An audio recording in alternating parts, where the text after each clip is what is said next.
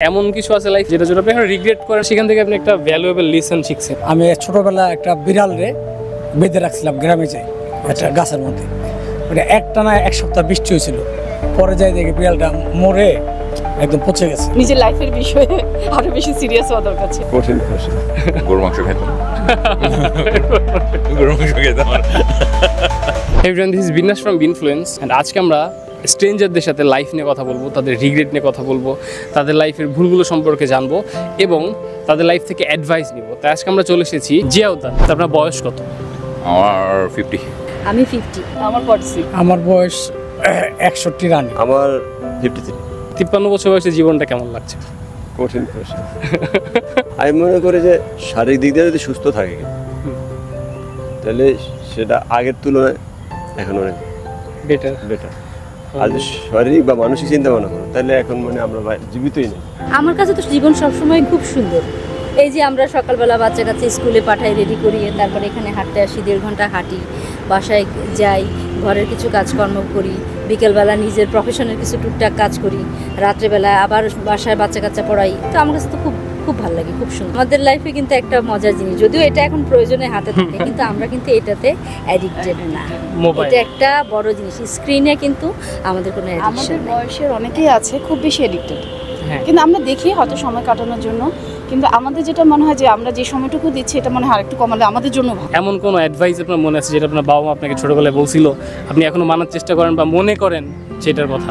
আসলে সত্য কথা বলতে গিয়ে আমি ছোটোবেলায় বাবা মাকে পাইনি।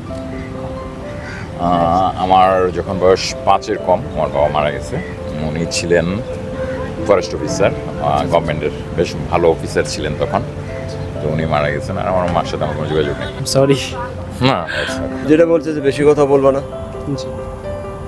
বলবা কম, শুনবা বেশি। আমাকে সবসময় বলছিল যে তুমি সুস্থ থাকো আর এক্সারসাইজ করো, এটাই বলছিল বাবা। প্রথম হচ্ছে যে কোনো কিছুর জন্য ধৈর্য ধরতে হবে। তারপরে নিজের চাহিদা যত কম রাখা যাবে তত আমরা হ্যাপি থাকবো লাইফে।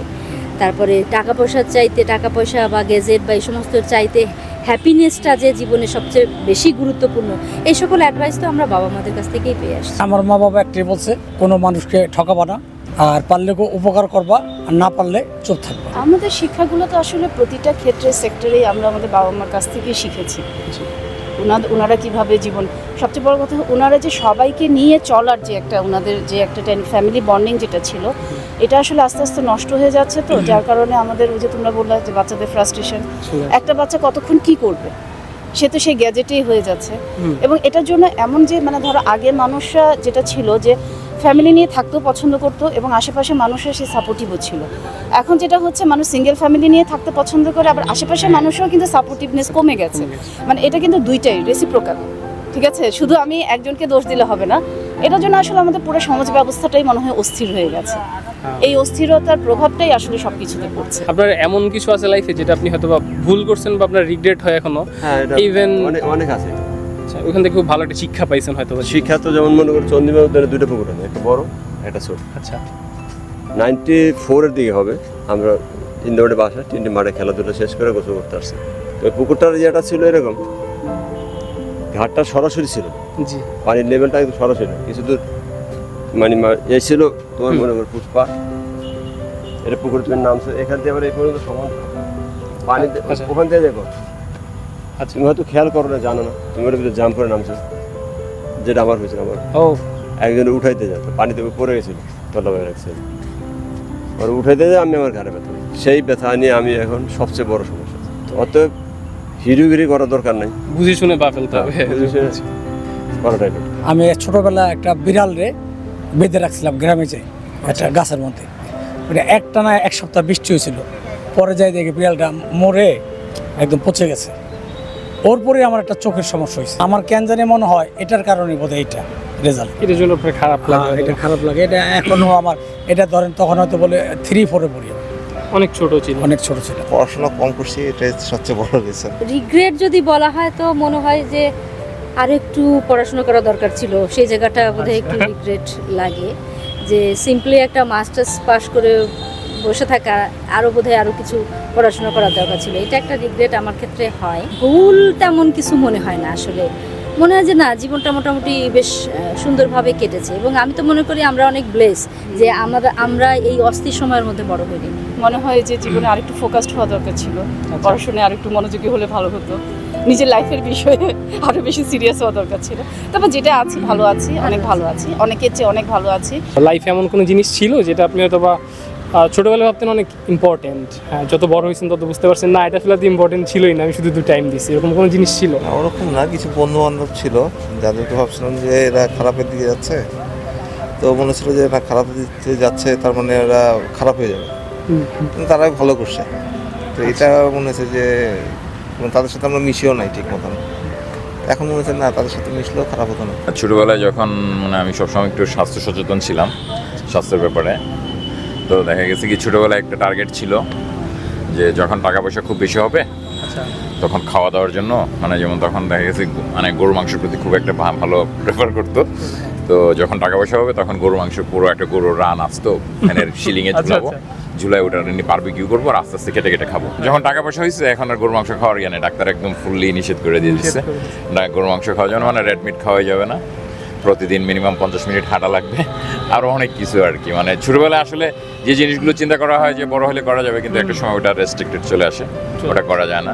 যেটা করার তার নির্দিষ্ট বয়সে করে ফেলাই উচিত, ছোটো বয়সে করে ফেলা উচিত, সব কিছু শখ ছোটোবেলায় মিটিয়ে ফেলা উচিত। কারণ মানুষের এজ যখন 30 ক্রস করে ফেলবে তখন আর মানে ওই যে আসলে যে আপনি আপনার কোনো শখ মিটাবেন ওটা সম্ভব হয় না। মনে হতো বাসায় কেন একটা রঙিন টেলিভিশন নাই, একটা রঙিন টেলিভিশন থাকলে খুব মজা করে দেখতে পারতাম, কিন্তু পরে এখন এসে মনে হয়েছে কি এসব জিনিস আসলে টানা না। তখন তো আসলে অনেক কিছু নিয়ে যেটা পেতাম না সেটা নিয়ে তো অবশ্যই ফ্যান্টাসি কাজ করতো।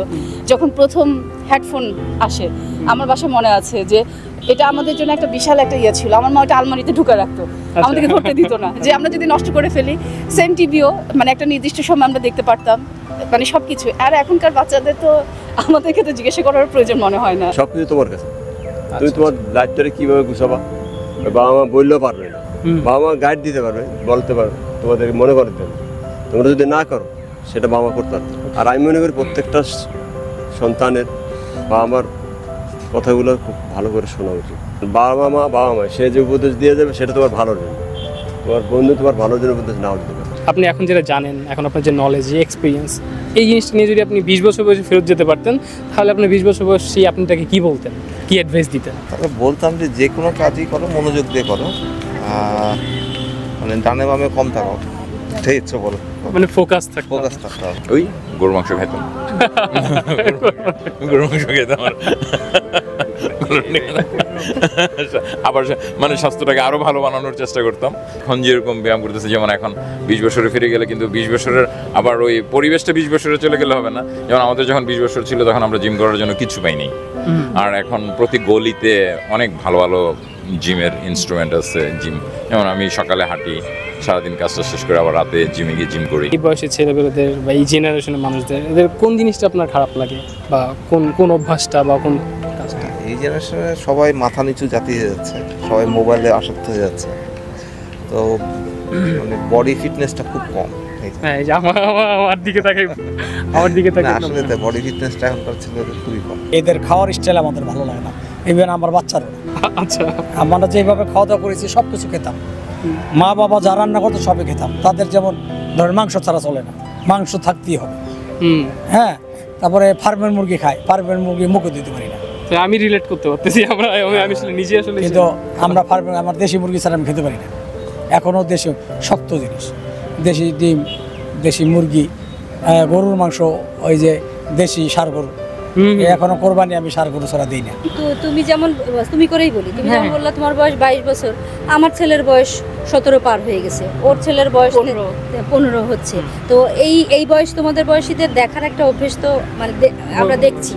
আমাদের কাছে মনে হয় কি তোমরা যদি এই ভার্চুয়াল জগৎ ছেড়ে এই জগৎটাকে সত্যি না ভেবে যদি তোমরা একটু আশেপাশের মানুষকে কি করছে একটু বন্ধু বাড়ানো, একটু আত্মীয়স্বজনের সাথে কমিউনিকেট করা, বা ছোটোখাটো কোনো ট্রিপে যাওয়া, ঘুরতে যাওয়া নিজেদের বাজেটের মধ্যে, কোথাও একটু নেচার দেখতে গেলাম, এই জিনিসগুলো জানার চেষ্টা, এগুলো নিয়ে যদি তো একটু টাইম স্পেন্ড করতে, আমার মনে হয় তোমাদের এই যে অস্থিরতা এটা ধীরে ধীরে মনে হয় একটু কমে আসবে। এক কথা যদি বলতে বলি যে জীবনের সত্য কি, তাহলে কি বলবেন?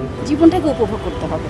উপভোগ করতে হবে জীবনটাকে। আর একটা হচ্ছে রিলেশনশিপ কিন্তু অনেক কিছু ম্যাটার করে।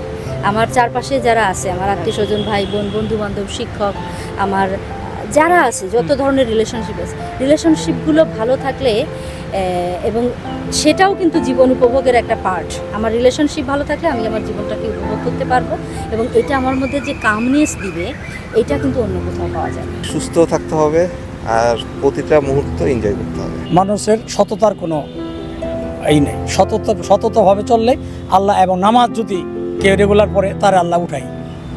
নাহলে আমরা জিরো থেকে আজকে যেটুকু হয়েছে ধরতে গেলে হিরো, হ্যাঁ, সেটা সততার কারণে। বিভিন্ন বয়সের মানুষের সাথে কথা বললাম, তাদের ডিফারেন্ট স্টোরি লাইফে।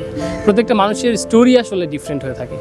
তারা বিভিন্ন রকম অ্যাডভাইস দেয়, তাদের এক্সপিরিয়েন্স অন্যরকম থাকে জীবনের, কিন্তু দিন শেষে সবাই কিছু কমন কথা বলে, যেমন বাবা মার কথা শোনা উচিত, যেমন লাইফে এনজয় করা উচিত, কম বয়সে আসলে খাবার দাবার বেশি করে খাওয়া উচিত, যেন পরের বয়সে খাওয়া যায় না।